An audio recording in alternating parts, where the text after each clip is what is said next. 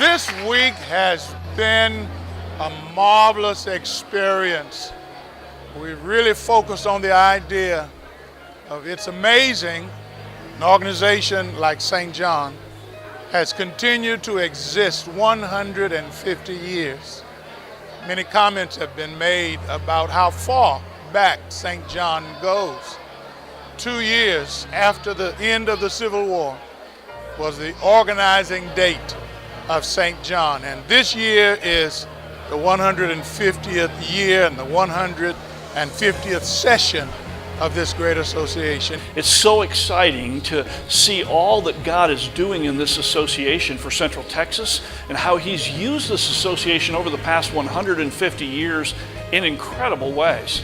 Now, I came to Austin almost 30 years ago, and so I kind of considered myself an old-timer until I sat down with the moderator, Dr. Clark, and he gave me the history of a lot of what's taken place in Austin and really laid the groundwork for my understanding of the perseverance and the spiritual heritage of the St. John Association and what they both endured and what they brought to the city. Beside it being a milestone, a great milestone for any entity, 150 years itself makes it important.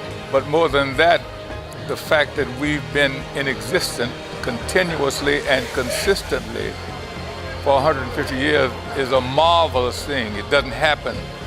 A lot of entities have closed or no longer. Businesses, banks, even churches. But this association has remained constant for 150 years, and that makes it important. Just understanding that it's 150 years of existence for the St. John District Association has been something truly special just to be here. From the musical on Monday night and seeing us give God glory through song, all through the opening session and through each of the events every night, having every auxiliary to host a night and to hear the preachers give sermons of encouragement and challenging us to continue to go further and not stop at 150 years has just been an incredible week. Everything from the adults to the youth ministry on Saturday. It's just been a wonderful week, and I think it was a good part of the session this week also to have Dr. Cosby here and to tell us that we just can't quit. So it's been an amazing week. When I was a much younger preacher back in college, there was an old minister by the name of Reverend A.C. Goodlow. He was the pastor of First Baptist Church in Richmond, Kentucky, and 90 years old. He took me to his house. This was back in the 70s. He showed me CDs, money that he had collected, money he had. And he said to me, he said, Kevin Cosby, at 90, born in the 19th century, if I can get these CDs peeping through a crack, what should you be doing with an open door? Ye are a chosen generation, a royal priesthood.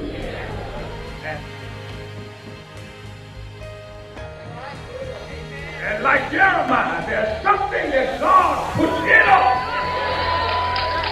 when He chooses us that sets fire in us, and we can't quit.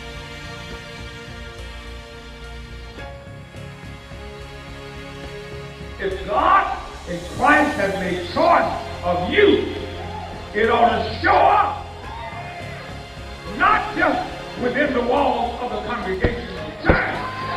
It ought to show up in the community.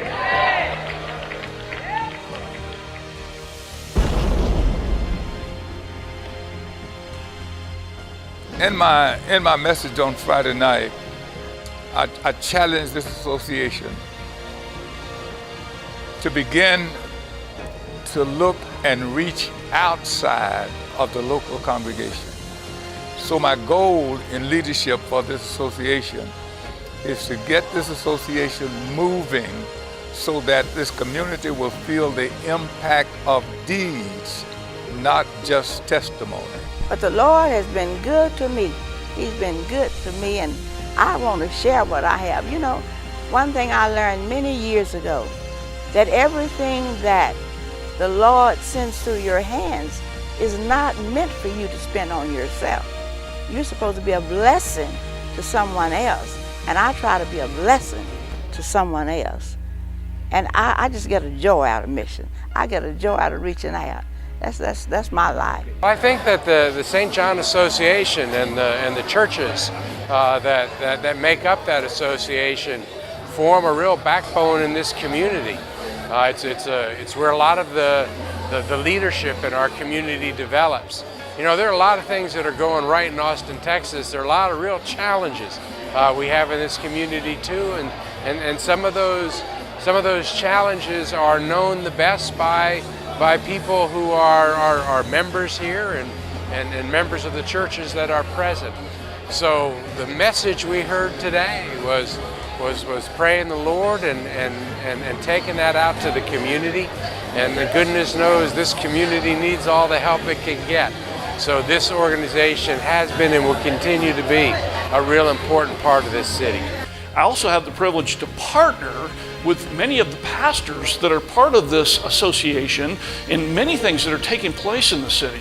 One of the projects that we've been working on for several years is how do we deal with the whole issue of race relationships, justice, law enforcement? How do we get mercy and justice into the public conversation and yet at the same time do it in a way that honors Jesus? Personally, I think that one of the greatest stains upon our Christian witness is for Christians of whatever color, whatever denomination, for us to be so separated. I believe Christ died to bring us together, and so in a modern impact, I am in relationship with some other ministers of the city that we come together and we put conversations together and talk about things and put things on the table that we believe will help us become more unified. I think it's a shame that we name the same Christ and we worship the same Christ for us not to be a part of the solution. It's a shame for us to continue to be a part of the problem. And I look for that day that those walls will really be broken down. On each of our nights, a different auxiliary of the District Association hosts those nights. And so we've had Mission 1 host a night, we've had the Mission 2 women, we've had the ushers, nurses, and greeters, we'll have the Brotherhood tonight, and we had the junior women on Saturday night. And so part of what they do is that there's always a grand march at the beginning of the night, which is the entrance of every auxiliary coming in to show their excitement for the night. And so also that gives everybody an opportunity, if you want to say it this way, to give a shout out to every church that's responsible or every church that's present for that night. And so you see them come in with the banners, you see them coming in representing their churches and their pastors and all of that. And so it's a wonderful moment of coming in and just representing who you are as a part of St. John. The world is tired of hearing testimony with no demonstration. And wherever you worship on Sunday is not restricted to your ministry. Teach them what I have commanded. Teach them whatsoever I told you to teach. This sets the word of God above every other word. What I have commanded says that I don't have the privilege to touch any other word and use it for kingdom work. Teach them what I have commanded. Teach them what I have given you. Teach them what in the Word of God between Genesis and Revelation. Teach them. I came in St. John District Association in 1978. That's the year that I assumed the pastorate at the Mount Zion Baptist Church in Temple, Texas. I've been in here for 39 years, and it has been a tremendous blessing in my life. It is truly something phenomenal. I've been a part of St. John my entire childhood, and to see something on a Sunday night where you have men coming together, not ashamed, not afraid to represent Christ and to stand and to be bold on the forefront, to come together as a bunch of men gathered in black suits is just something incredible that takes place, to see the men of the church stand up and to take lead. I also think it's important that that's the session that we close out with every year for our annual session. And so it's just something magical that happens. It's something spiritual that takes place. One of the favorite parts for me is just to see 1,000 men in the tabernacle singing and leading in worship. It just does something to you to see men leading in the front of worship. God chose us to show something. And if we don't show it, the community ain't gonna get no better.